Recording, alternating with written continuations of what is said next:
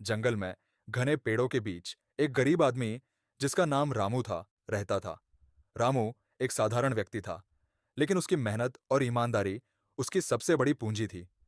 वह रोजाना सूरज उगते ही अपनी पुरानी कुल्हाड़ी लेकर जंगल में लकड़ी काटने निकल जाता था।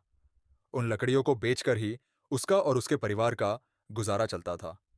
रामू का घर जंगल के किनारे एक छोटी सी झोपड़ी में था, जहां उसकी पत्नी और दो छोटे बच्चे रहते थे।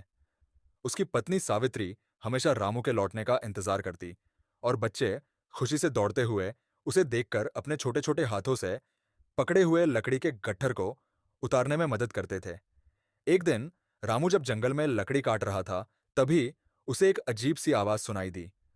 उसने ध्यान से सुना तो महसूस हुआ कि यह आवाज किसी रोने वाले बच्चे की तरह थी। उसने अपने काम को रोककर आवाज की दिशा में चलना शुरू किया।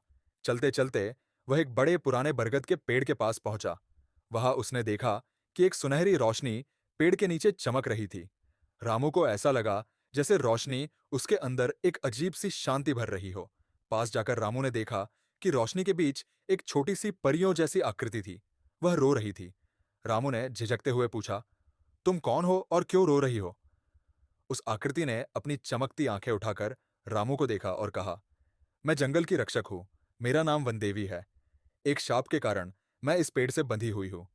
मुझे बचाने वाला कोई सच्चा, ईमानदार इंसान चाहिए, जो बिना किसी स्वार्थ के मेरी मदद करे। रामू ने वनदेवी की बात सुनकर सोचा। वह जानता था कि उसकी अपनी जिंदगी मुश्किलों से भरी है, लेकिन उसके दिल में दया और ईमानदारी कूट कूट कर भरी थी।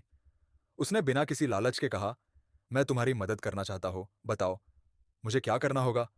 वनदेवी ने मुस्कुराते हुए कहा, तुम्हें बस यह वादा करना होगा कि जंगल से कभी भी ज्यादा लकड़ियां नहीं काटोगे, और जितना जरूरत हो उतना ही लोगे। बदले में मैं तुम्हें और तुम्हारे परिवार को सुखी और सुरक्षित रहने का आशीर्वाद दूंगी। रामू ने सहर्ष यह वादा कर लिया। अचानक एक तेज रोशनी फूट पड़ी और वनदेवी शाप से मुक्त हो गई। उसकी कृतज्ञता के रूप में उसने रामू को एक जादुई कुल्हाड़ी दी। ये कुल्हाड़ी जितनी लकड़ियां रामू को जरूरत होती, खुद ब खुद काट कर तैयार कर देती। साथ ही जंगल के जानवर भी रामू के दोस्त बन गए और उसकी मदद करने लगे। अब रामू का जीवन बदल गया।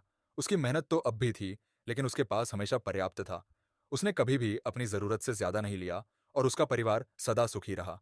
जंगल भी हरियाली से भरा रहता, क्योंकि रामू और उसके परिवार ने वनदेवी से किया वादा कभी नहीं तोड़ा। इस तरह ईमानदारी और सच्चाई के बदले रामू को जीवन में सच्चा सुख मिला, और जंगल भी हमेशा उनकी रक्षा करता रहा। आपको कहानी अच्छी लगी है तो चैनल को सब्सक्राइब करके लाइक कमेंट करना ना भूलें। आगे नई कहानी के साथ फिर मुलाकात होगी। आप स्वस्थ रहे, मस्त रहे। जय हिंद।